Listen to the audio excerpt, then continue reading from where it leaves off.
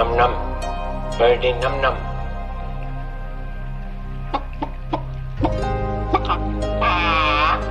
When I have understanding of computers, I shall be the supreme being. God isn't interested in technology. He knows nothing of the potential of the microchip or the silicon revolution. Look how he spends his time. 43 species of parrots. Nipples for men. Don't do that, Jesus Christ! You're gonna get me killed! Out of here! Oh, Billy.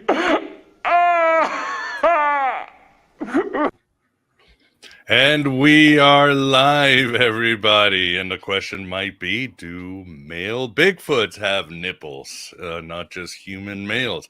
But we're going to find all of this today and much more. So get ready to take a walk on the wild side. And the, oh, wait, I can't say that word today. And the C word said, doot, doot, doot, doot, doot, doot, doot. I don't even know what you can say in public live. Can you even quote lyrics anymore? Has Lou Reed been canceled? Who knows?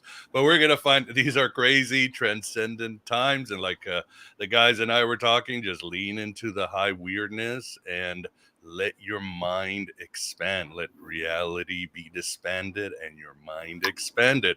So we're very excited, as always, to our topic will be the documentary Secrets of Sasquatch. I watched it last night and really enjoyed it. I got a lot out of it. And that's always by the cool cats at Dockside Media. And with us, we have one half of the powerhouse, and that is Tyler Transu. Tyler, thanks for coming back to the virtual Alexandria.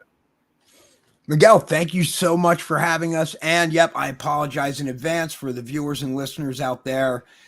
Chris Rupert, the other half of Dockside Media, who's responsible for editing the final documentary. Yeah, dude, CERN turns on the LHC. Chris gets sick. He just can't stop vomiting. Secrets of the Sasquatch drops. We've got the former prime minister of Japan being assassinated. Boris in the UK getting, resigning. So the Guidestones fall apart. And, the Guidestones get bombed. I mean, dude, crap is hitting the fan.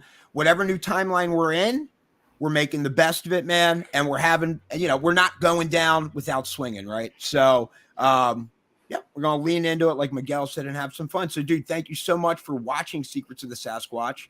And, man, we're really excited. I like how you opened about, your show is looking to expand people's minds. And I think what we did with Secrets of the Sasquatch, in between the experiencers, the anthropologists, and the telepath that we interviewed, we have a lot of different viewpoints that give you everybody some great food for thought to just think about. And I think it helps make people a more well-rounded person, man, the more open-minded that we are.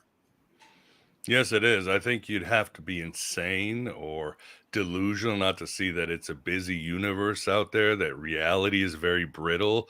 If anybody thinks that all the, weirdness we've gone in the last 2 years is just coincidental, that reality isn't breaking apart and empires are collapsing, then I think you might be beyond hope. Just put your head in the sand with the ostriches because, yeah.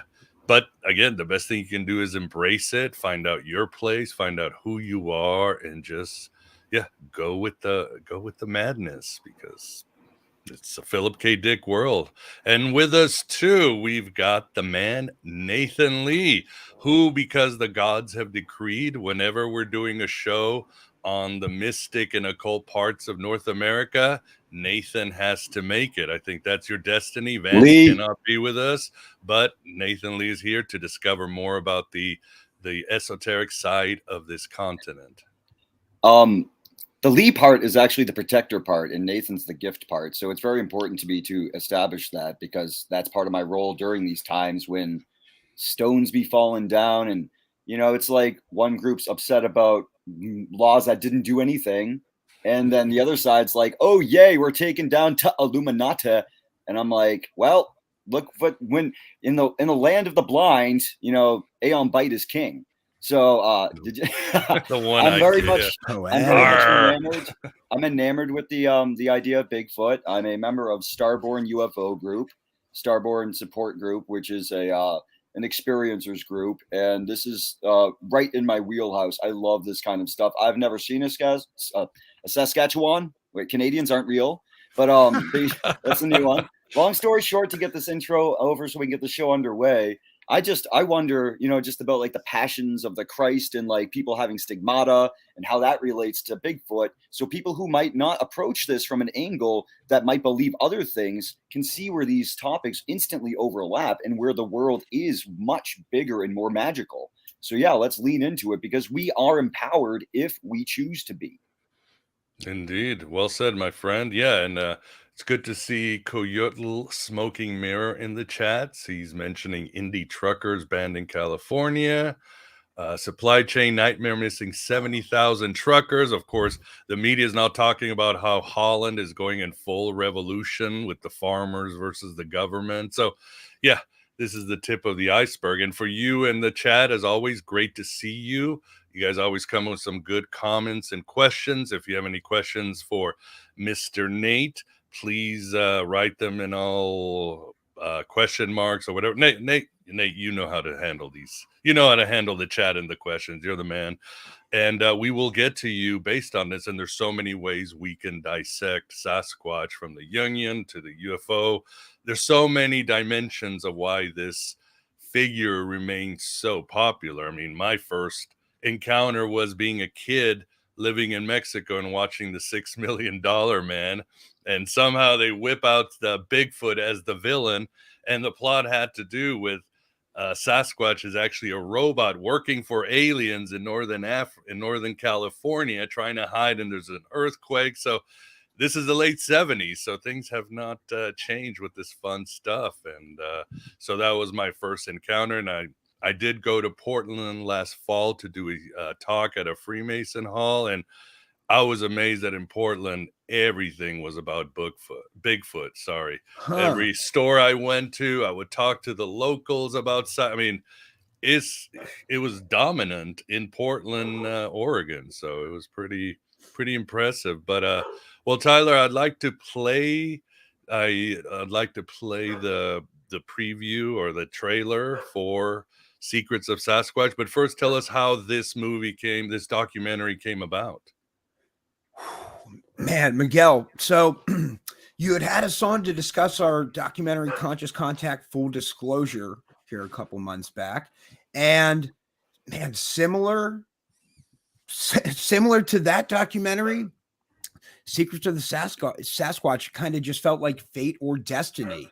What happened was when I had interviewed Sue Walker for Conscious Contact Full Disclosure, who's a clairvoyant, medical intuitive telepath. I think she'd done some some work with like the FBI on missing persons cases, right? And just has had a very interesting life and all these really, really neat experiences. So when I had interviewed her, I believe she had mentioned off camera or something just in passing while we were talking afterwards about Sasquatch being interdimensional. And I was like, oh, dude. And it planted the seed. A couple weeks later, I'm driving to the beach and it just kind of came to me, an epiphany, divine inspiration, whatever you want to call it. Maybe it was a Ponte giving me a nudge, but it was like Secrets of the Sasquatch. And I'm like, oh, dude.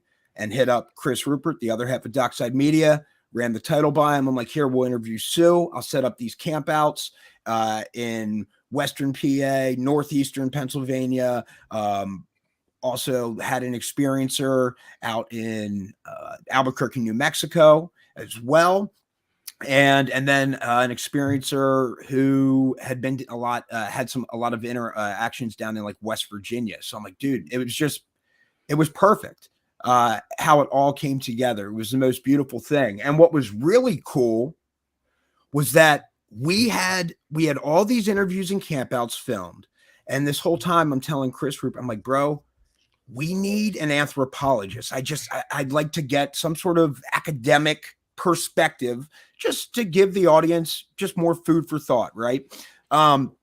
And I'll be darned if we aren't working on, you know, the fourth documentary, In Plain Sight, the intelligence community and UFOs. And we interview Tom Carey, who is a Roswell expert, has written like 12 books on it, has interviewed 600 first and secondhand witnesses to Roswell. The dude is just this plethora of knowledge. But same deal, like the Sue Walker interview. After the interview with Tom Carey, we come to find out he's an anthropologist and has all this information, a degree in and all this information on set. I'm like, dude, this was meant to be. So I'm like, hey, Tom, can you change shirts? Go sit over in this chair. We'll change the backdrop lighting. And then can we get your, you know, your thoughts on Bigfoot and Sasquatch? So it was crazy how this all came together, and it was better than anything we could have like thought up beforehand. We just kind of embrace the moment and just whatever, follow whatever little string is like we feel we're being led. And it's been an awesome journey. Oh, great. Glad it came together. Yeah, I love all the interviews are top notch. It's fascinating how prevalent again Bigfoot is. Like you show an example, like there've been sightings in Tampa Bay of all places. I mean, everywhere on the country. And I want to get into like the Jungian ideas of why this is happening, but again, there's so many ways to dissect it. I love the narrator; he's got a Morgan Freeman kind of vibe, and you stop and you do all these, like, I love these philosophical speeches about humanity and where it's going and how it ties into Sasquatch. So you take the audience to some very cool places. Well, I guess I should ask. Was that the real Sasquatch in that stock footage, or did you hire Chewbacca? Who was that guy?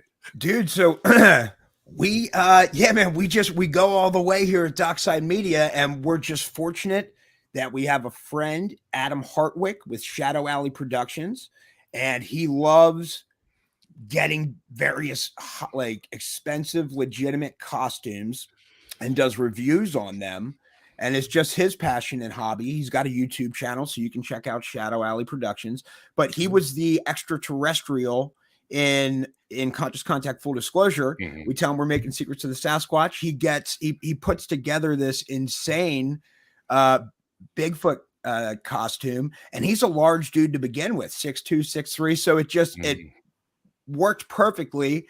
And yeah, there happened to be this place called the White Cliffs of Kenoi, near like 30 minutes from me in Pennsylvania. I'm like, guys, we need to go there. I can't believe this is so close. I've never been there. I'll throw the drone up. We'll get some sick like shots of this thing. And so, yeah, we're not trying to pass off that is legitimate footage. If I don't think people are hopefully watching it saying, oh, dude, how'd they get this high definition slow-mo B-roll of this Sasquatch and it not go viral? It's like, no, we feel it's like a storytelling technique that as these people tell these stories, it's just cool to see this large hairy hominid, right, moving around through the forest and stuff. So it just helps the audience engage and stay engaged. But yeah, shout out to Adam Hartwick, man. That guy crushes it every time. He even had, dude, all right, I'll shut up in a second here, but he even had he was having some back issues, man. His back was hurting. And it's like a 1.5 miles or so hike back to like this White Cliffs of Kenoi. Now it's like a paved trail. So it's easy, but still he's like, that's going to be tough. So not only does he show up to this shoot with the Sasquatch costume, he's got 3 electric scooters, bro. And so we all hop on these scooters with these gear, cruise back. We end up obviously taking advantage of the opportunity and shoot some B-roll of him cruising around on this scooter in a Sasquatch costume. I mean, dude, life. Yeah, we just try and make the best of life, man, and have fun doing it. So I'll shut my pie hole, but yeah, if you want to run that trailer or whatever, dude, that'd be sick. So the audience can get an idea of what they're looking at. Yeah. In a second, the scene with Sasquatch going off into the sunset brought a tear to my eye, and then, of course, I was thinking it's so interesting how this figure really affects us on an archetypal level. I mean, somebody very smartly brought up Enkidu from the ancient myths, and Enkidu was like a Sasquatch. So from an archetypal, it's like this figure reminds us of our primordial days and of freedom, of this being that can just go into nature and be free in nature and wander, and there's abundance. What it needs, it will find. It can travel fast. So it is a powerful, forgotten archetype of freedom, being connected to nature, still being a powerful masculine figure who's good, because these Sasquatch overlook nature and make sure everything's in balance. So it's I think that's just one of the reasons why it's so interesting. I mean, I was thinking, like, even today I was like, well, shit, I want to be Sasquatch because gas is so expensive. It'd be easier for me just to, wander across the forest and walk 100 miles to do my errands instead of filling up my tank of gas. I'm like, Sasquatch wins again. It's so it's great. And yeah, right before the trailer, what did you think, Nate, of the documentary? I know you had a sync, right, that you were just telling us about. So, okay, I'll start with that, and then I'll go back to the documentary, and I'm looking forward to us sharing the clip with everyone after that. My latest song on Nathan Lee and his Deep State is called Darkwing Duck, because I'm not going to get into how Disney is got my name and my birthday and everything in their films, and I'm an ancestor of Susanna Martin, which they made Hocus Pocus about. Disney's coming to my town to film next month.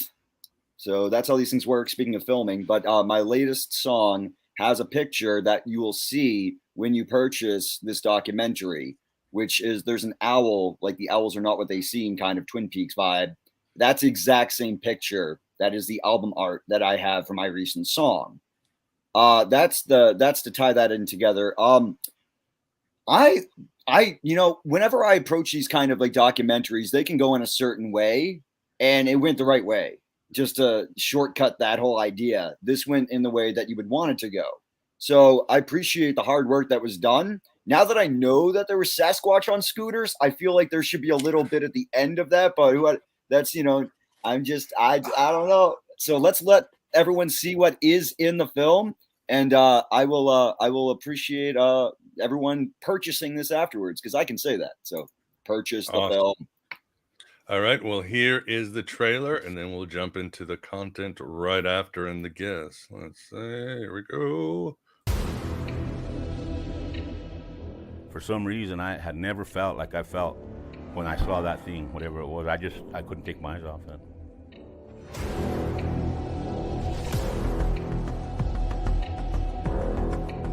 I'm not scared of any man or anything in these woods, and I was shook.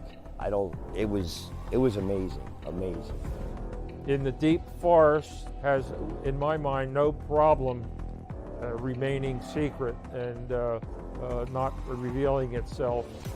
Stuff? It was like a big black square, wasn't it? Yeah, where'd it go?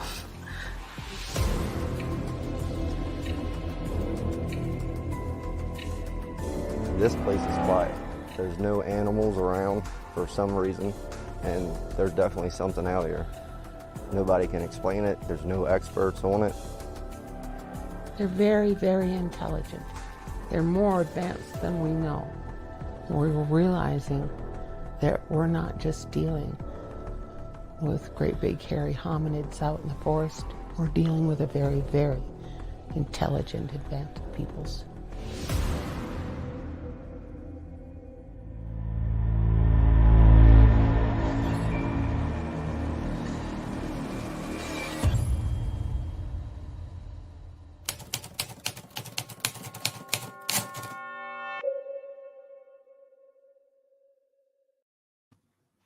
Whew, that was pretty intense. And like I said, it's great. Yeah, like you mentioned, you bring all types of individuals. You've got Sue again, who is a medium who's connected with the UFOs, and she talks about how the Sasquatch are actually allied to the Ponti. They're also transdimensional beings. They're caretakers. They're just not big brutes as we think. You've got a couple of hunters who are out there and just out of nowhere ran into Bigfoot. Anthropologists. You've got a couple investigators who they're putting all their energies to find out more about Bigfoot. So yeah, you brought the whole kitchen sink into this, right, Tyler? Man, we tried, and it's cool. I don't know, unless I guess people are really into filmmaking. I don't know how much people would appreciate this, but man, I just love that it's not filled with a ton of like stock B-roll. Like we film all this stuff. Like I'm out there throwing the drone up. We're out there doing these campouts. Like that opening shot with like Eric and Desiree with the red flashlight or whatever. I just remember distinctly on that camp out, we're walking around with this IR camera and I'm like, oh guys, this looks so sick. Like I need to get out in the woods and film back so the audience can see you guys, panning this flashlight with this red lens. And man, I'll never forget just being out there in the dark by myself. And I'm like, just creeping along, like getting this shot and just the hairs on the back of my neck standing up like, dude, something could just snatch me right up out of here and nobody would ever know. It was so wild, but I love those moments. And I always try and be mindful of like, man, I'm coming in with like to all these documentaries and adventures and interviews with like nothing but positive vibes and positive intentions. I'm just not looking for any bad stuff, man. I'm not trying to harm anybody. And so, yeah, I'm just hopeful like, that's why all these things just come to fruition and that, I'm not getting snatched out of the woods by these things when I'm out there filming. And it's a lot of fun. I just love the experience, man. It helps me grow as a person. It really has. Yeah, very cool. Yeah, and it's interesting, the contrasting views. I mean, again, you've got Sue, who Sasquatch is an ancient telepathic advanced race, but then you've got Tom Carey, again, the anthropologist and author, and he talks about how he became interested in the Patterson-Gimlin film, the famous one that everybody knows about, and he contends it's probably a hominid primate, a Meganthropus that survived, these 6'6", 6'7", 6'9" guys, and so there's all these varying views. Did you find yourself leaning towards any of these, Tyler, or how do you go about trying to figure out who's instead of your own personal Jesus, your own personal Sasquatch? Yo, I love Miguel. You always bring like the best questions and content, man. I love coming on your show, man. You're a good dude. So okay. I see why you have such a great fan base, man. To answer that, I would have said prior to starting Dockside Media like 11 months ago and making these documentaries on different paranormal topics, I would have leaned towards, there's probably some sort of bipedal hominid, like relic primate that still exists and it just remains undetected or just a very rare encounters with it. But the more making these UFO documentaries and talking to all these beautiful people with these unique experiences, I am now much more inclined or open to believing, oh man, if Sasquatch are transdimensional or interdimensional, like that would explain, it helps explain, footprints just stopping, or just it explains different scenario, or it explains sightings.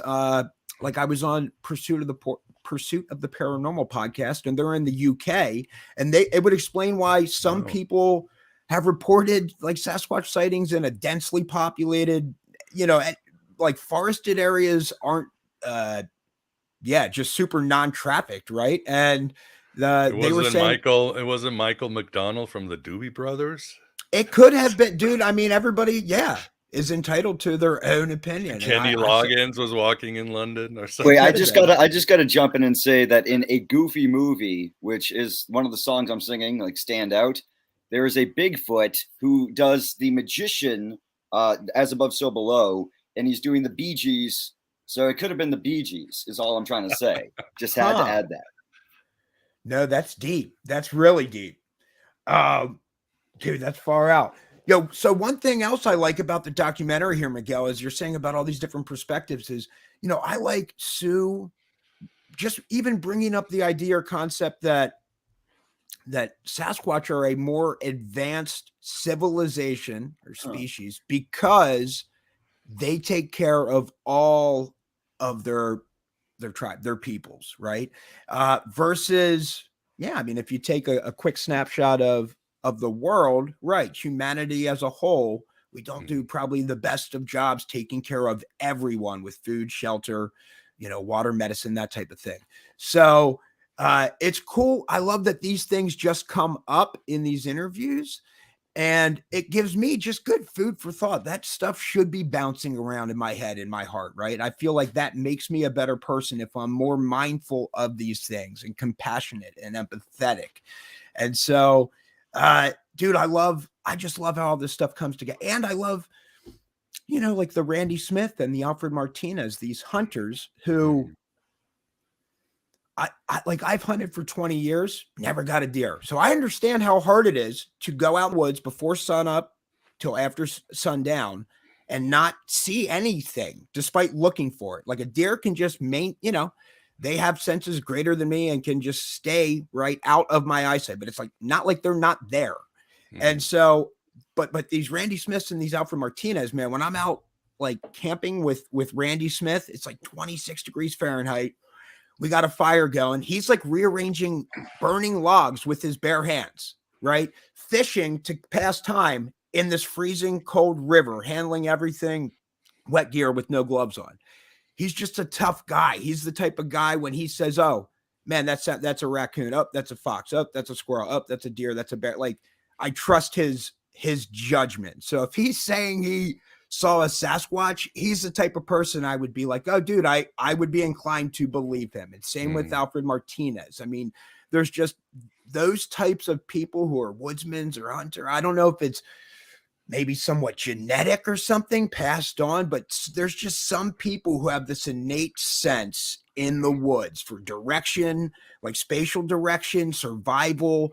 I don't know. Like I said, I've been out for 20 years and stuff, and I go on these camp outs. So it's not like I'm inexperienced, but I don't know. I don't have that instinct like these people do. So it's great to get their opinion.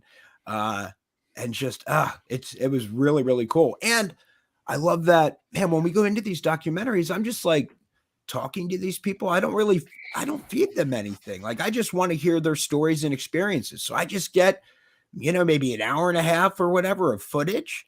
And then Chris Rupert, to his credit, he's a great editor, and he sits down and finds the common threads and finds, condenses the story into something that's powerful. Like, I love that Alfred had this experience 20 years ago, and this thing it's so profound, right, that he dedicates his life. Like, he's been investigating and looking for Sasquatch and philosophizing on it for 20 years. It's inspired him to do all this. So it's certainly a powerful experience. If it was nothing, why motivate your life to go that way? So yeah, these people certainly have an incredible amount of passion for what they're doing.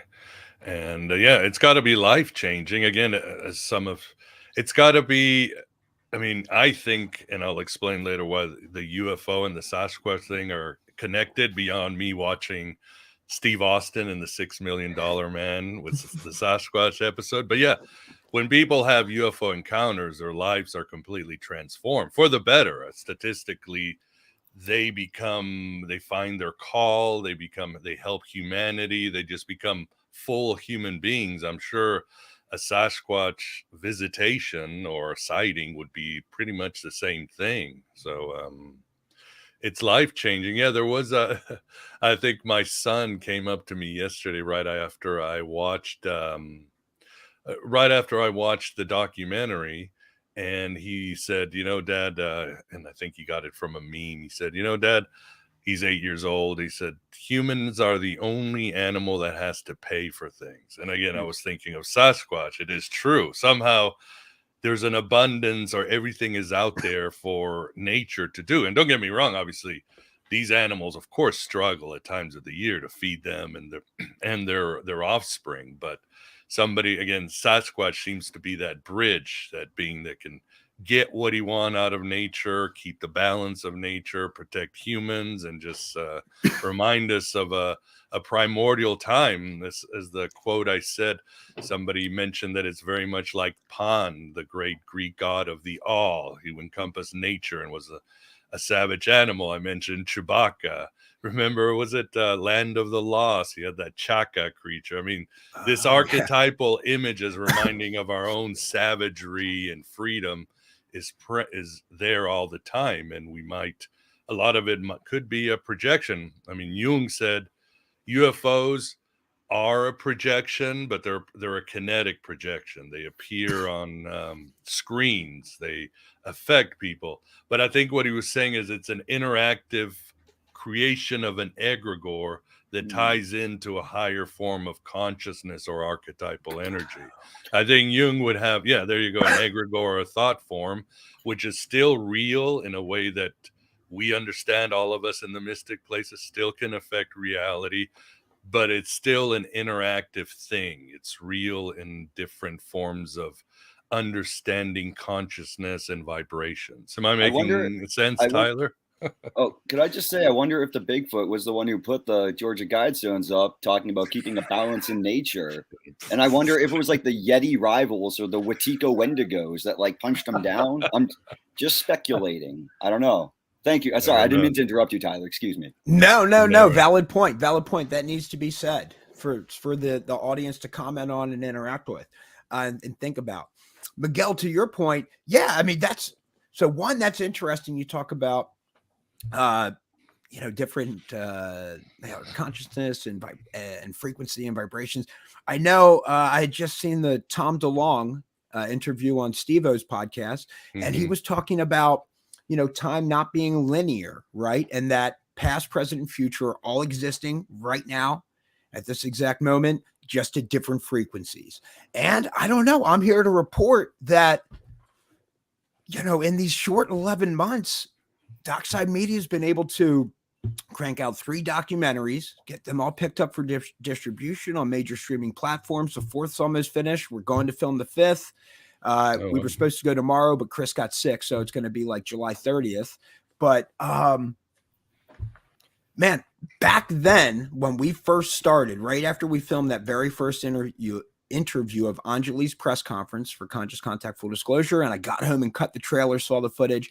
I'm like, Chris, dude, like at that moment, I felt like, man, we're getting picked up for distribution. We're cranking out 6 documentaries a year, and we're just going to get this content in front of a lot of people so we can help destigmatize these topics. And we're curious. It's interesting for us to be making these. And like, I'll be darned. Yeah, I know Chris was like, oh, dude, we might get maybe 2 out if we're lucky. And dude, so here we are 11 months later. We got all these documentaries that we're working on and finishing. We have a distribution agreement with 1091 Pictures. And dude, life's just been crazy. So was it that way back then, like this point of me being on here had already existed and I could feel that, right? Or see that in my mind's eye and know that that's where we were headed? I think it's certainly possible. And as far as the UFO Sasquatch connection specifically, it was really sick that on this one of the campouts, that didn't make it into the documentary because of the person I was supposed to go with canceled last minute. And I'm just like, well, I'm not going to waste an opportunity for adventure. I'm already like, I got everything packed, the tent and all that stuff. So I end up going to Centralia, which in Pennsylvania is this little ghost town. A coal seam caught fire underground like 60 years ago or whatever, and has been smoldering and on fire ever since, right? So they had to abandon the town, and so now all the streets are filled with graffiti, and it's crazy. There's like these like stovepipes that come up out of the ground, like up in the woods. And I was out there in like mid-20 weather, and you could like feel the pipe with the back of your hand, and it's like, dude, this is warm. That's crazy. It's letting this heat and this pressure and whatever, all this stuff out of this underground fire. All that to say, it gets dark. I'm like, man, I got to go camp in like some state forest, so I go hike into these woods, this like state forest nearby. It's already dark. I'm setting up this tent, mid-20s, freezing my buns off. And I see this light come across the sky, and I'm just like, what? That's weird. No FAA blinking pattern or anything like that. But no erratic movement. But then it like stops and it like starts going down, pauses, goes down, pauses, go down. And I'm like, oh shoot, get my phone out, go to film it. And it's like down below the tree line. I'm like, oh my gosh, dude, what? It was wild, but I couldn't commit a ton of like brain power and whatnot to it because it's like freezing out. I'm like, dude, I got to finish setting this tent up, getting this fire built or I'm going to freeze to death. And, but yeah, it was a wild experience that I'm out kind of like, looking for Sasquatch, seeing if I pick anything up. I had the cameras with me, didn't have any Sasquatch experience, but yeah, saw a UFO on that trip. And yeah, it was wild, man. Yeah, thanks for sharing. And yeah, even as again, Nate and I doing these shows on America, the occult part of America, we keep banging the drum. This continent is soaked with magic and extraterrestrial everywhere. Again, if you can find Bigfoot walking in Tampa Bay, you'll find anything. And the question is, you just have to go out in nature, open your mind, calm your ego, and just be open. Go there with humility, go there with magic, go there with ritual, and you are going to see things that are out of this world, or at the very least, you're going to experience a depth to yourself and reality you have not experienced before. There's this saying that keeps going in my head: reality happens away from your screen. People may think, well, that's a dumb thing, but you know, we spend a lot of time on our screens and we don't spend enough time out there, just out there in nature or connecting with other human beings. So I'm getting a little philosophical here, but I think therefore I am, right? I mean, yeah, we shape our reality of what we're thinking about, because that's how you can have really, really famous people who are absolutely depressed inside. It doesn't matter. Anybody else looking at their life says, whoa, how are they not just absolutely ecstatic? If I had all that money and all that prestige and power, I would feel like $1 million. And it's like, well, dude, I don't know. If you hopped inside their head, their reality would maybe be a lot different than what everybody else would consider their reality. So it's crazy, man. So that's why I like investigating these topics. And yeah, I think when you go out with positive intentions and an open mind, like you said, and humility, you have a greater chance of these things revealing themselves. And dude, who's to say, like 100 years ago, if people were talking about doing a live, anybody can do a live broadcast to like globally, people would have not even really understood what you were talking about. Like in the 1920s, people like, what do you mean? I don't even understand what you mean. And so what in 100 years from now, what will be commonplace due to advances in quantum mechanics and physics and just all this understanding of the universe and how to manipulate it in reality? Like, yeah, what will be commonplace then that people will say today that we were barbaric to be conducting ourselves in these manners? Like, what do you mean you couldn't just go to Mars by looking at this device and pushing this button? What, you guys couldn't do that? Like our great grandchildren will be like, dude, how could you not do that? And it's just, well, we didn't have the back end understanding and means to manipulate like space time. But it's not a matter of if. I feel like it's only a matter of when, we achieve these things, because our technological growth has been exponential in these past 100 years. And another 100, oh, dude, it just boggles the mind of, like I said, what will be commonplace. Yeah, well said, my friend. Yeah, and sometimes it doesn't have to be anything mystical. People think that you got to go out there and have a mystical and see a UFO and a Sasquatch. It can be subtle. It can be symbolical. The world is always talking to you. Like I told Nate the other day, I was biking in the trails and I was in an open field, and I feel these talons or something in my head digging, and I'm like, holy, and I look up, it's a hawk attacking me, and I've got a melon-sized head. I don't know how he confused me for a field rat or anything. And I look, and this stupid animal is going up and swooping back down to attack me a second time. I mean, what are the odds? And I was in an open field. I was not close to any trees, any nests where it was defending itself. So suddenly I was biking 100 times faster than I knew. That adrenaline pumped in, because I'm like, it cut through my skull. But I saw it as an omen. So I saw this as an omen of nature. I went and found out the symbolism. I meditated. I called my Jungian therapist. I did all this work and I found all this insight of the location. And again, my inner world expanded because of this damn animal attacking me twice. That's so sick. And as you're telling that story, I'm just, the first thing that popped into my head was, oh man, I feel like the Romans would have viewed that as an omen, right? Like before battle, and then you just start coming out. It's like, yep, I feel like this is an omen. And I go and research. I'm like, dude, that is so gnarly. I love it. You can't say Roman without omen, of course. Nathan Lee, dude, your quips are on point, bro. I love what you bring to the show. I'm just adorable. I'm an adorable tiny Nephilim. That's all I am. I'm just a tiny Nephilim. That's it. Thank you, though. I'm happy that it's adding to it. That's my main thing, is as long as it's adding to the value of it, that's what matters.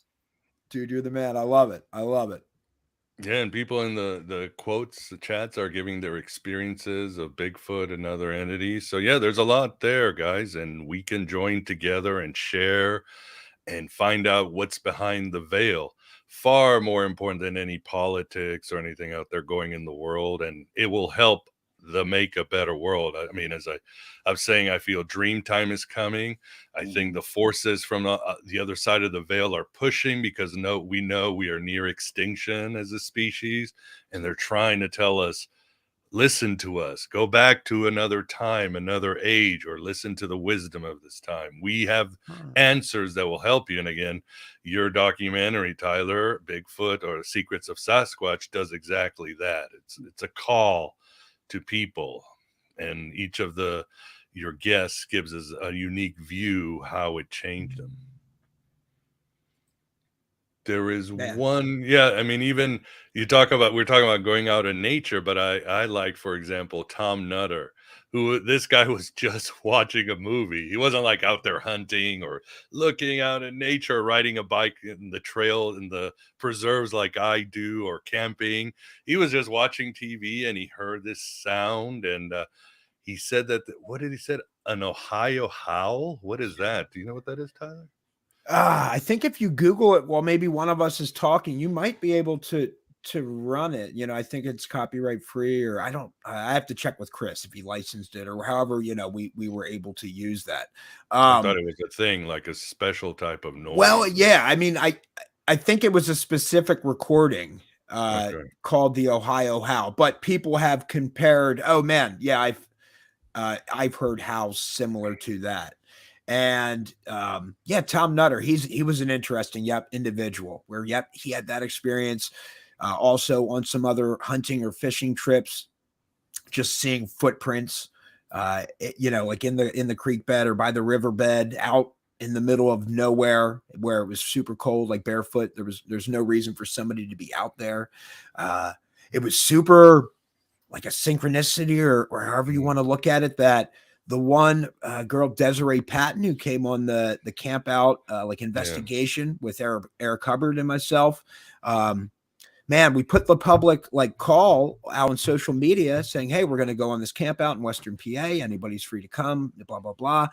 And so she responds, hey, yep, I'd love to come.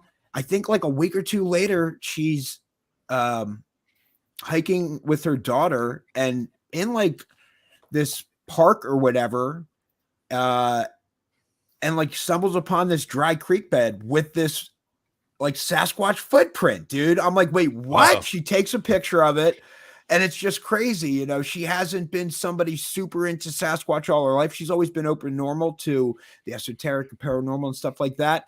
But it was just so weird. Like, what are the odds that, she signs up or says, hey, yep, I'll go on this camp out, then is just hiking with her daughter, and they stumble upon this footprint in the set or in the rock or whatever. And, and then, comes on this camp out. It's crazy, man. Like, you can't explain it.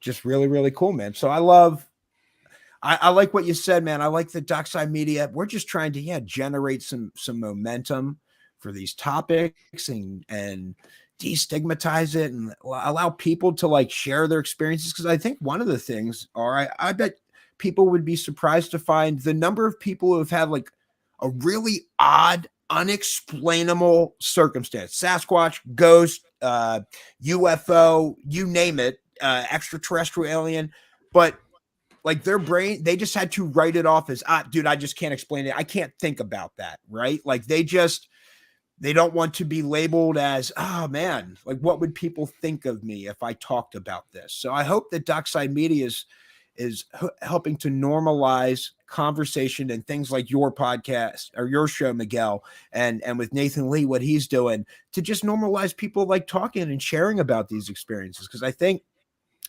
we'd find out that, oh, dude, this is a lot more common than people would think on a mass scale. It's more or less been conditioned to, okay, hey, this only is a very small percent of the population that has these experiences. And it's like, oh, dude, I think a lot of people just write off their experiences real quick because they don't want to talk about them and don't want to, maybe their brain, no offense to them, but maybe they just don't want to entertain the thought of something otherworldly, because that can shatter some people's paradigms, right? Because their world is just set up very specifically.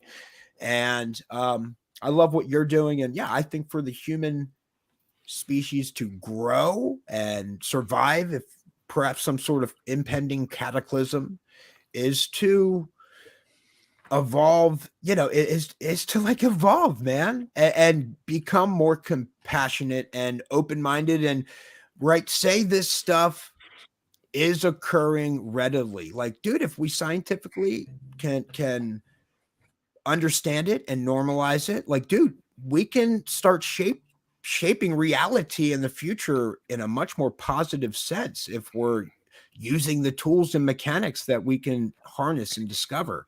So, man, yeah, I just love being a part of this, dude, and I love this journey, and this ride it's fun, man. So that's why I don't mind lugging 80 pounds of camera gear and equipment on these flights and flying into a city and like getting a rental, going in, interviewing these people and hopping right back on the plane and flying back. Like, some people that doesn't sound like a lot of fun, but me, the whole way, I'm like, dude, I can't believe I'm talking to Sue Walker right now. I can't believe I'm talking to Alfred Martinez right now. I can't believe, like, it's just, I try and just really appreciate all these experiences for what they are and that they help shape me.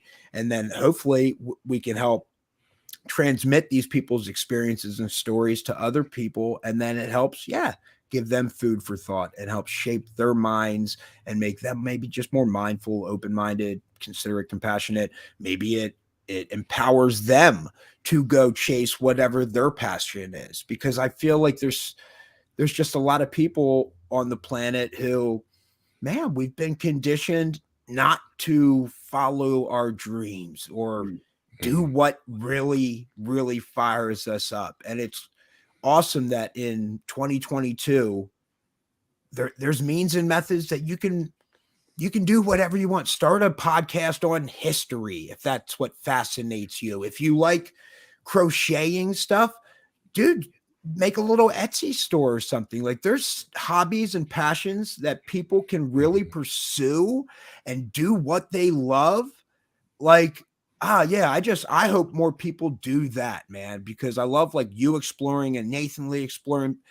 I feel a lot more people are capable of it, and it just takes that first step. Like Eric Hubbard in this documentary, he's been doing a lot of investigative work and research on his own. But it was the most beautiful thing when he shows up to this camp out, and he, like, the first thing he says is, he's like, my wife, she's like, you're crazy. What are you doing? You don't like people. And he's like, I felt compelled to be here. I can't explain it. But when I saw this social media post about, and I felt like I had to go. And so it was cool, man. All these journeys and paths that are intertwining in the documentary and my life and all these other people's lives. It's a really cool thing. And I'm really enjoying this ride. Awesome. Yeah, keep doing it. Yeah, you have a unique company, a company that puts out full documentaries on esoteric and the occult and alternative science. So yeah, definitely filling a need. that's out there. And again, I like how Tom Nutter, Beyond the Ohio Howl, he talks about he smelt a wet dog in the distance and all these other things. But then Alfred Martinez's story is great because he's out looking. He wasn't looking. He was just, again, he was hunting. He split off because they've been hunting for days. They cannot find any deer. They're up in the mountains. And he's like, oh, there's a bear who's sunbathing. How interesting. And then he's like, holy shit, that is not a bear sunbathing. That is a humanoid figure, and it just rocked his world. Dude, even you just saying that gives me chills because I think, yeah, there's just something about that. Like you said, if I was there in his shoes, man, what a powerful experience. That's going to shape the rest of my life. Undoubtedly. And it did for him. So that's why, man, I certainly believe what these people are talking about. I love, somebody commented earlier, I don't mean to like segue off, but I saw a comment about any relation between Sasquatch and Dogman. And I can't speak on that. Yeah, I don't have necessarily an opinion, but I do find it fascinating. I think it was like Skinwalkers at the Pentagon, that book or whatever, but it talked about these government officials or investigators who had come back home, and there was this hitchhiker effect where like this parent, like their family members and wife saw like this dogman werewolf outside the window, right? And it was very cool that, from what I gathered, these were people that didn't necessarily like have interest in these topics, right? And even the government official investigator who had gone, I don't think he necessarily believed in that type of stuff, paranormal activity. I'm not sure he even necessarily had an experience out there, but it's dope that there's like this hitchhiker effect where somehow whatever it was at Skinwalker Ranch, he brought it back and it manifested itself to his family in this Dogman. So sorry, just trying to make it relevant to one of the people that took the time to comment on this awesome show. But yeah, Dogman, maybe we do a documentary on that. I think that's an interesting topic. I mean, you know, this idea or myth of like werewolves, I mean, that's been talked about for how long, right? Same like Sasquatch, Yeti, you know, these things, I feel like they may stem from somewhere. When you have petroglyphs of extraterrestrial beings or UFO disc-shaped objects or what, you know, these interesting beings with lines drawn to planets. It's just like, oh, dude, like what were these people experiencing back then? That in their most advanced way, they took the time to etch it into some rock, hoping that maybe somebody down the road would be able to see that story and interpret it the best they could. Like, dude, that's just far out. So I love all this stuff. I mean, I feel like there's a reason it's been talked about in pop culture for centuries. Yeah, could I ask you, have you seen Twin Peaks, the TV show, especially the first 2 seasons? I have not. I will make a note here. What, that's a really good? Well, I'm not even familiar with it. I just want to just bring it up because there's a place called Owl Cave, and it talks about celestial alignments and interdimensional occurrences. So it's right up your alley for sure. That's awesome. I'm making a note. I will check that out. Have you seen South Park? What's the name? Man, Bear, Pig. That's their version. Oh yeah, yeah. That's a pop culture reference I can relate to, and I think a lot of people can. Man, Bear, Pig. That's right. So even the characters on South Park had sightings. Yeah, and there's always a kernel of truth underneath humor. They're making a point, a larger point. So it is. And what's this, this whole idea of like, life imitates art, right? I feel, I don't know. I think there's some truth to that. It's crazy. Some of the stuff that would have been considered sci-fi years ago, that is, commonplace and utilized today. And I think, once we start cracking this like quantum entanglement and how like an electron here, an electron in your office, and one in Nathan Lee's office. Like if I spin mine one way, yours are going counterclockwise at the exact same time. It's like, okay, dude, I don't know where the link's at, but if we have the tools equipped to measure that like in real time, like that's what we're going to find out. So there's something linking all of this, all points in time, space-time together. And I don't know, it's only a matter of time before we harness that and crack that. So like, let's do it, man. Let's have that positive belief that we can do these things and bring these things that were once science fiction, to fruition. And it's wild how like I don't know what to make of it. Everybody's entitled to their own opinion, but the number of different nations, government officials, like in Department of Defenses and these types of things, or their intelligence, or heads of their intelligence agencies, talking about like galactic federations, right? And that dude, there's a number of them who have mentioned it. What their end game is, I don't know, but it's certainly interesting and food for thought that that's what they're talking about. Stuff like that has been, in sci-fi for I don't know how long. I would have to go back and check the receipts on it, but it's been a minute. And so it's fascinating. What if we come to find out a lot of these things are dead nuts on? I think we probably find out that intelligent life, if anything, is like insanely more prevalent than we thought. We're finding little stuff like, didn't we find like some meteoroid or something crashed recently? And it's like, oh, dude, this had the amino acids or something like capable of eventually creating intelligent life. So it's like, oh my gosh, dude, yeah, this is our very, very, very tiny, tiny corner of the galaxy.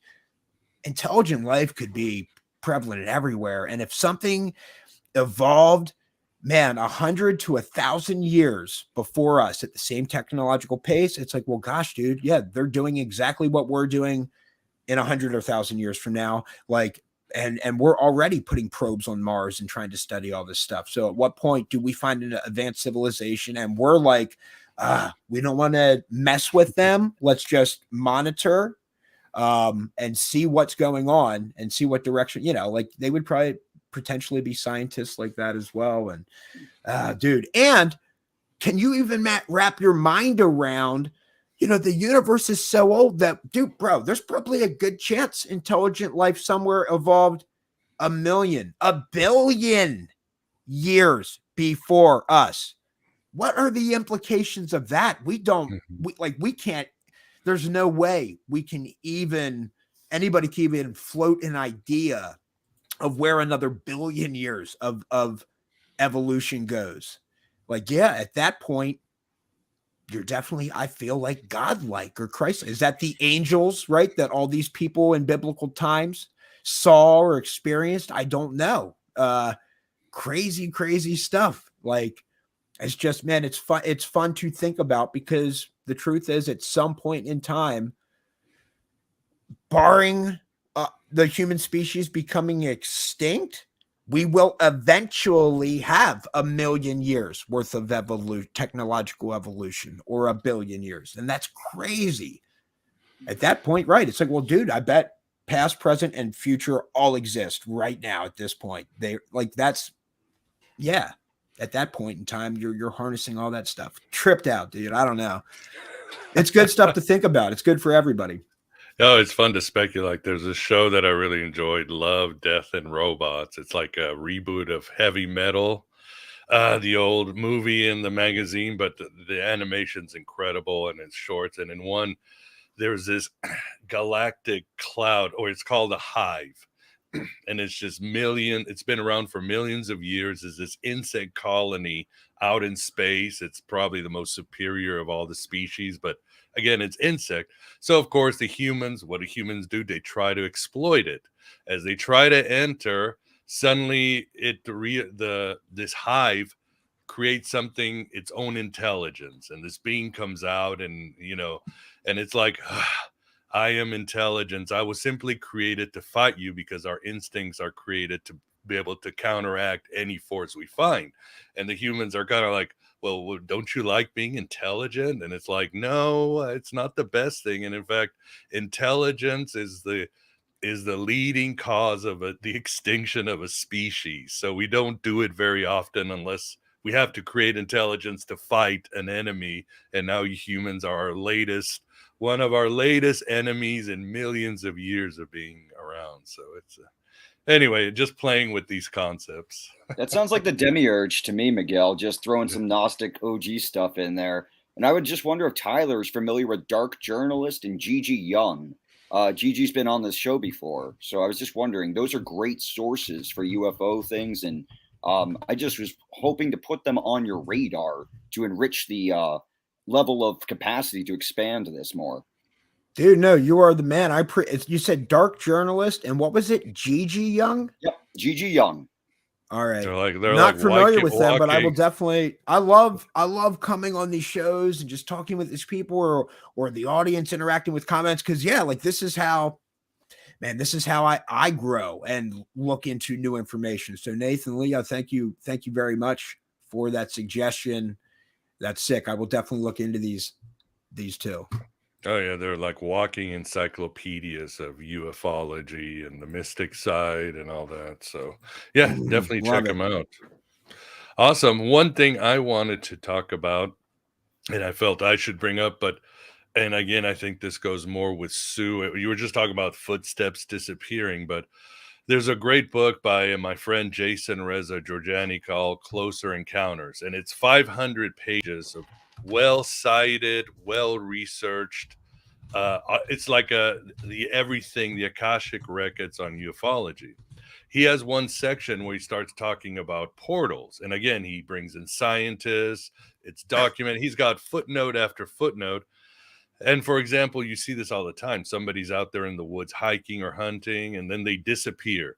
And they either disappear forever and they find some of his possessions, or they appear later all disheveled and they feel they've been gone for years. And then they will do this study, and then they'll find out that their items, their belongings, or whatever they find has aged 20 or 30 years. Their phones, their drinking, their utensils, they'll have dirt on them from another era that hasn't been around that area for years. And he cites example after example after. I mean, it's like he gives like 20 to 40 examples that are, you can't argue that there's something going on. But then he brings in Bigfoot, which I think you'll enjoy. I want to share my screen real quick and read a little bit from Closer Encounters. Where is it? Okay, here I made a note of that. I'll definitely check that out. It's okay. Where is it? Here. All right. Here it is, guys. Let me read it for you, for those that will be listening in audio. Bigfoot has been frequently sighted in the area. He's talking about Skinwalker Ranch in that area, including by the local UTE Indians. The Sasquatch leaves its characteristic strong smell, the wet dog we're talking about, behind it after it disappears back into the vortex out of which it came. One Bigfoot encounter that is relevant to the hyperdimensional phenomenology of the Skinwalker Ranch, but that occurred elsewhere, is worthy of note here.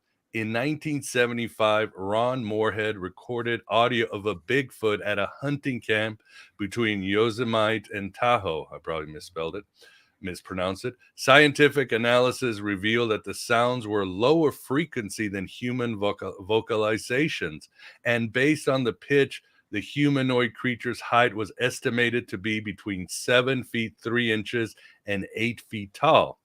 Dr. R. Lynn Curling, professor of electrical engineer at the University of Wyoming, who analyzed the recording, came to the conclusion that there was no indication of speed alteration, pre-recording, or re-recording of the tape. The audio is especially compelling because the hunters that recorded it are excitedly talking over one another, and the Sasquatch is also talking over them at times. The reason why this case in particular is relevant is because Ron Moorhead and his hunting buddies could not actually see two Sasquatches who were making these call sounds. It was as if they were on the other side of some vortex or portal through which sound was traveling. The hunters once also heard what sounded like the entire camp being torn apart and things being tossed around, but nothing was actually moving, at least not on their side of the invisible portal. Moorhead and others have also seen UFOs in the area. One of them was the same size that the moon appears in the night sky, so that before it was recognized as a UFO, there appeared to be two moons. It flew down into the forest and never came back again.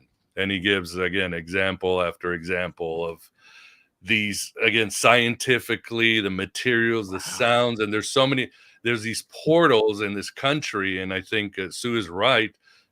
Bigfoot is probably just going in and out of these portals. I wouldn't be surprised if all animals had that ability, don't you think? Oh, I wouldn't be shocked. I mean, I'm open-minded to all these types of things until, like it's categorically disproven that that's not is what happening. So yeah, that's just how I grow as a person and how I'm trying to just become, enjoy life is, when Sue mentioned these types of things, I'm like, dude, that's some good food for thought. Yeah. I don't know that it could explain a lot. And that's super sick that you're pulling out, this great, well-researched book that's saying, the exact same thing. So, man, dude, that's good stuff. I like that. I'll definitely check that book out. That sounds like just a wealth of good, solid information. And probably, like you said, if it's just filled like that, it's like, oh my gosh, this is a lot more common than people would think. There's all these legitimate reported sightings and people, going and investigating them as well, etc. And nobody's really disproving it. There could be some. I don't know if those are in the book, but some can be explained. I understand. When we were on the camp out with Eric Hubbard and Desiree Patton for Secrets of the Sasquatch, saw Starlink, the train of satellites come up over the tree line. And had I not seen a YouTube video of that prior, I would have for sure thought we were being invaded by aliens. I'm like, because it just looks otherworldly. It's like, dude, I know nothing man-made that can be lit and strung together that far apart, maintain that distance, cover that many degrees of sky. I mean, it's just wild. And then because it falls into the Earth's shadow right before it gets to the horizon, it looks like to the human eye that it just goes into a portal, like another dimension, because it just starts disappearing as it reaches this one point in the sky. So like, I understand that there are sometimes events that can be explained, but I think there's a ton more that like your friend's book, like the people in Secrets of the Sasquatch, that cannot be explained other than, man, it's something else. Sasquatch, otherworldly. Well, I mean, the government itself is on board with the UFO or AUPs or whatever the hell they rebranded is. So I'm sure, if it was Sasquatch, they'd be like, we need to tax this bum. He's been avoiding us for all these years. He can't be walking on federal land and all this stuff. So maybe it's better if the government keeps their snoot out of this. And Nate, any questions or from you or the audience out there? Well, I think you did cover one of the generous super chats that we got. We got a couple, so I just want to give a big thank you to them when we're doing this. Let me just scroll up to make sure that we say Wind Squid 315. Thank you so much, very appreciated. Thank you. I'm not seeing too many questions. Justin Pollock is asking, can audio distort vision? So I don't know if anyone wants to answer that, but I do have a question after that. Sure, go ahead. I can't answer that. Can audio distort vision? Yeah, I don't know. I'm guessing it's I'm just off the cuff. It's probably possible because based on like frequencies, right? Mm-hmm. How fast or how many times a wave peaks, hits the peak and valley or whatever in like a certain time frame, that causes vibration. So would that not, are you not probably vibrating eardrums based on, like, that's what you're doing to a dog when you hit a dog whistle. Right. So Yeah, I don't know. It's possible. I think that could there's some sort of sound or frequency that could affect that. My quick response to Justin is that Tool takes Art Bell's famous Area 51 caller and has a song named in Enochian called Fayap de Awad, which is the voice of God, which is a military technology that can, if you want to say what's your vision, that's an expanded meaning of vision, but they can literally make you hear certain things. And that's a whole other topic to get into. But that's aside. That's my response to Justin's question. I just want to take a look and make sure there's no other questions that I didn't ask about Vecna or the Vatican or anything like that. So while you're looking, that Vecna? is crazy. You say about like manipulate, like that technology to manipulate auditory. You think about, well, dude, there's some humans that innately are like ventriloquists that can throw their voice, right? So somehow everybody to their ears appears that it's coming from some point over here. So yeah, absolutely. Right. That's crazy. Like the military harnessing technology. And so at that point, are you like putting thoughts in people's minds? Right. I mean, if you're generating a sound and you can, to the point where you can pinpoint of where, hey, it's only going to appear at this specific location right by that person's ear. Wow. That's trippy, dude. That is basically mind control at that point. Well, yeah, they used it in Iraq, but that's it just makes me think of Tenacious D. That's telekinesis, Kyle. But I had to. I guess my question, because I literally could send you half a biblical passage now that I've just written. We got to mention chokeweed, of course. But let me see here. I was wondering. Wow. Yeah, I got a lot. So I guess I'll try to bring it down to Bigfoot as an archetypal portal generator or passage/gateway. I think we kind of talked about that. But I was just wondering if you could talk a little more about what you know about like egregores or portals and the thought form of is Bigfoot itself like a weird attractor or a generator? That's kind of something I'd like to hear a little bit more about for now. Oh, dude, that's a good question. Man, I wish I was informed enough to really like speak on that and open some people's minds. I mean, I think it's entirely possible and I'm open to it. If what Sue is saying and that, they've been visiting here for millions of years, well, then again, yeah, I don't know what evolutionary path they took, but again, a million years, dude, perhaps they are interdimensional and can generate these portals and go in and out and wherever at their will. It would not shock or surprise me, especially if they're as old as, as what Sue is talking about, even from like just a anthropological standpoint, they could be just old, like just terrestrial, but super old.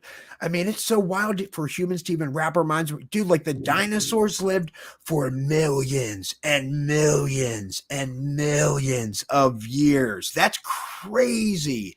I feel like I saw an article here the other week saying, like, could the dinosaurs over those millions of years have evolved to be sentient beings, right? And so it's like, oh, well, dude, that could maybe explain reptilians or something, right? Like it's possible. So I love reading all these different things because, yeah, once we start thinking on these very, very large scales of time, dude, because we're like just this, we're just this pinpoint. We're just this snap of the fingers on a cosmological scale. Like we're babies, man. We haven't done anything. It's incredible what we've done in this short period of time.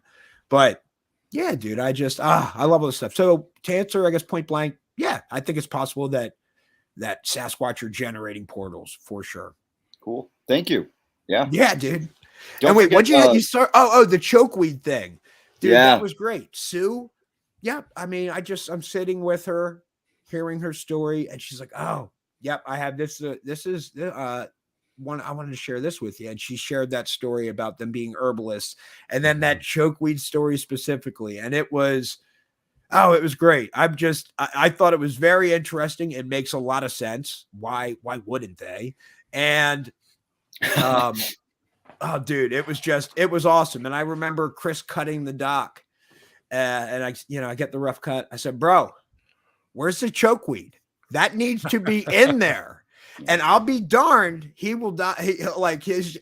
He just says, oh, dude, I'm so glad I put that in. And it helped open his mind too, because it helped him be like, okay, when I'm editing these things, it's not what interests me, like Chris Rupert as a person, right? It needs to be what is interesting, informative for people that are into this type of content. And so, yeah, it was just a great learning experience by everybody involved. And it was super. It's just so cool that every single show and podcast we come on, everybody brings up chokeweed, and it's just, it reinforces like, oh, dude, I'm just so glad we included that, because it's a good touchstone. Do you know Gravity Falls, the TV show? Because one last one, one of your, I won't say who, there's a character named Soos, Soos, in Gravity Falls, where they actually have two best friends that are Nate and Lee. But Soos appears in one screenshot as a Sasquatch, and one of your interviewees may or may not look like a spitting image of Soos. So I had to bring that up. Wow. I will look into that. Yeah, maybe this is life imitating art. Same deal. Wasn't there some old novel with a guy named Elon going like civilizing Mars or whatever it was? But it's just like crazy, these obscure references that it's like, oh, dude, that's crazy. And I don't know if the guy's name was Elon Musk. It might have just been Elon. But either way, it's just like, dude, that's far out. Same deal. Like this Gravity Falls you're talking about, and this person named Sus. I'm going to look into this. But Gigi released a video about Elon Musk. So to your point, Gigi Young has a video for you on Elon specifically. Oh, okay.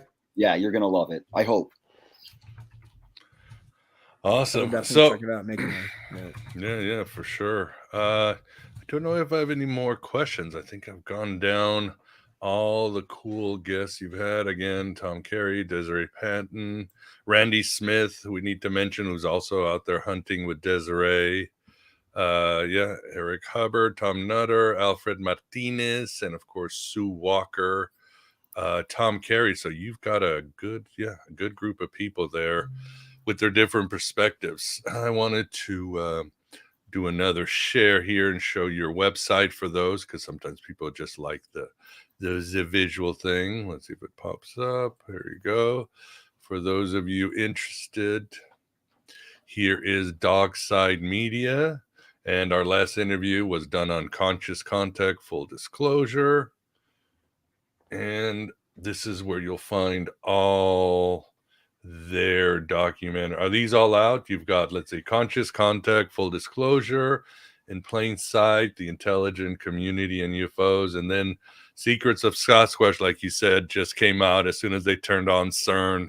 Yeah. The movie had to drop out of no. You didn't even know it existed. It just, timelines were changed, and suddenly you're the producer of this documentary. Exactly. Yep. The In Plain Sight, The Intelligence Community and UFOs, that's the only one that isn't out yet. We're just finishing up the edit, and I guess it'll be early fall, because once it's finished, it's like a 70-day delay after we give it to the distributor until it goes onto the platforms. But so early fall, you can expect that. And for anybody listening, watching, dude, that's going to be it's a dope documentary. We're just about finished, but man, I interviewed Richard Doty, who's a former Air Force Office of Special Investigations counterintelligence officer, right? I interviewed retired CIA officer John Ramirez. Oh, wow. The guy, dude, just super interesting. The meetings he went into, the experiences he's had, the things he's talking about. It's a really good documentary. And then also had Tom Carey, the Roswell expert, who shares some very, very interesting and compelling information that he has gleaned from all these witnesses and speaking to them, and what the government was telling these witnesses regarding what they saw. And what if it's like, what, dude, they're threatening, like just straight up saying like, we will harm you. Yeah, we'll kill you and your family if you talk about that. Like, wait, what? So it's a great doc. And then also Eric Mintel from like Eric Mintel Investigates. He's in there, as well as Jesse Peak, who's like a MUFON field investigator here in Pennsylvania. So man, that's a really solid doc. Everybody's going to be super interested in watching that, or I think it'll be some great information and food for thought about what those guys are talking about, and girls. Super compelling and interesting for sure. Very cool. And what about the Ghost of Gettysburg? Has that come out yet, or? Dude, that's already out on the Amazon, Apple TV, iTunes, Google Play, PlayStation, Microsoft, Vudu, and believe it or not, the Ghost of Gettysburg like outperformed Conscious Contact Full Disclosure. There was a lot of people who have watched the Ghost of Gettysburg, which is it just means a lot to us, and just some great feedback, reviews. I mean, I don't know. Like I said, this has just been an awesome journey. I think, we've got between the Ghost of Gettysburg and Conscious Contact Full Disclosure over like 200 reviews, across all these platforms. And it's like, man, it really opens my mind, because I think of how rarely, if ever, an outgoing person like myself takes the time to review something, even after I love it, right? I just don't do it. So this has been a great process for me to be like, oh, when I do so, I need to take the second to give a rating to this film or series or show, whatever it was that I watched, this YouTube broadcast, give them a thumbs up. Cause like, oh man, dude, I know what it takes to put in a lot of time, heart, effort, passion, and all these things to create something from nothing. And so yeah, it's been cool for me to grow, and we sincerely appreciate all these reviews. And the people, if you guys follow us on social media like Facebook, Instagram, Twitter, TikTok, and YouTube, we're always putting out these public calls regarding the documentaries that we're doing. We're very transparent about the people we're interviewing and where we're going and all these things. So it's a cool journey for our followers to see how these docs are coming together, see some different, just some cool little videos, as well as we recently started like a 1-minute mysteries series, which is really neat, where they're like 1 to 2 minute videos where Chris and I go back and forth along with B-roll and just tell different stories, like as far as like the mystery of like Mothman, and also like Operation Northwoods and remote viewing, and just all these different interesting topics that the government, it's proven FOIA requests have showed, oh no, like these things did occur. The government, Department of Defense did suggest, an attack on like a false flag attack on the American population to try and get the public opinion shifted towards a war with Cuba. Just crazy stuff. So yeah, we're having a great time, and that helps grow our brand and our, and reach more people, because that's what we're ultimately trying to do, is just get our content and work out in front of as many people as we can, and help everybody grow and investigate these topics for sure. Awesome. Love what you're doing. Yeah. So check out dogsitemedia.com. As always, they will be on the show notes. There will, in the audio version, there will be on the show notes. I'll put it on this YouTube recording after we're done with this live show. And I don't have anything else. Nate, any last words or question or? Yeah, I want to say thank you so much. This has been a really great interview, Tyler, and to Chris, who is not here today, but may he be better soon. And I just finished watching a TV show called 0 Hour, and it's, to be specific, since there's 2 of them, it's not the 3-part series about Chernobyl. It's free on abc.com. Basically, Bigfoot is gigantically on a wall, so it ties into this as well, but so yes, basically the conceit is the Rosicrucians versus the Nazis. I just happened to find out about this, and the Guidestones had the RC on them. So did the Nazis destroy the Guidestones? Because, maybe there's more to than meets the eye. That's a question. But thank you so much. It's been really great being here.